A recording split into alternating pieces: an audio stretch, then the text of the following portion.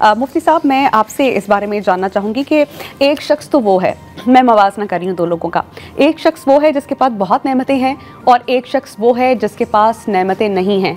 नेमतों वाला अल्लाह की शुक्रगुजारी कर रहा है कि अल्लाह पाक आपका शुक्र है, आपने मुझे ये नेमतें दी हैं, और जिसके पास नेमतें नहीं हैं वो भी शुक्र अदा कर रहा है अल्लाह पाक आपका शुक्र है, आपने मुझे जिस हाल में रखा, मैं आपकी रज़ा में राज़ी हूँ।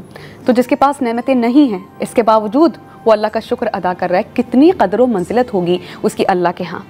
बिस्मिल्लाहिर्रहमानिर्रहीम।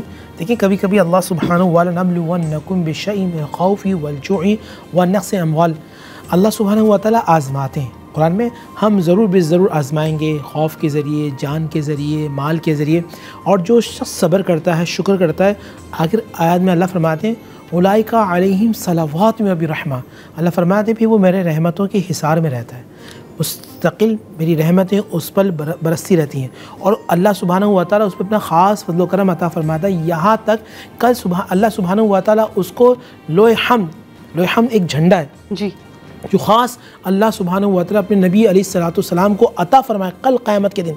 अम्बिया, अस्फिया,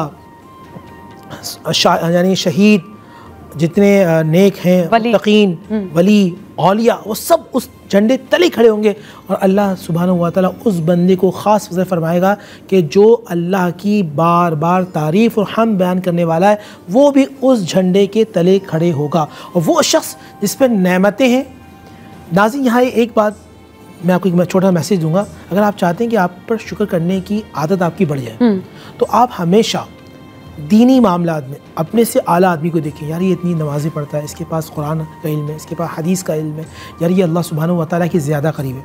और दुनिया के लिहाज से आप हमेशा अपने से नीचे वाले बंदे को देखें कि यार मैं इससे अल्हम्दुलिल्लाह, ये अल्लाह का फजल है कि अल्लाह, यानी मैं आपको रोकना चाहूँगी, यानी यहाँ पे उन लोगों का जिक्र हो रहा है जो अपनी नेमतों का कंपैरिजन दूसरे लोगों के पास करते हैं कि आप, मेरे पास छोटी गाड़ी है, उसके पास बड़ी गाड़ी है, मेरे पास छोटा घर है, उसके पास बड़ा घर है, तो इससे अल्लाह नाराज़ होगा। अल्लाह नाराज़ होगा। अल्लाह राज़ी कब होगा?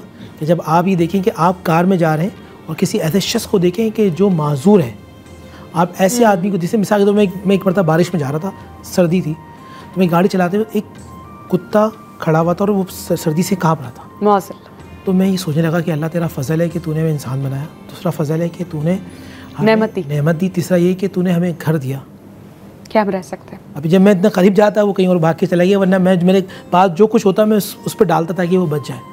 तो आप अगर इस तरह के इमेजिन करेंगे, आप इस तरह अल्लाह की मखलूक को देखेंगे और अल्लाह सुब्हानहू व तआला की बारकात में दुआ करते रहेंगे, तो अल्लाह ताला आप पे नेमतें बढ़ाता चला जाएगा। आपा, क़नाअत से क्या मुराद है? जो क़नाअत करने वाले हैं अल्लाह सुब्हानहू व तआला उनसे किस कदर राज़ी होता है?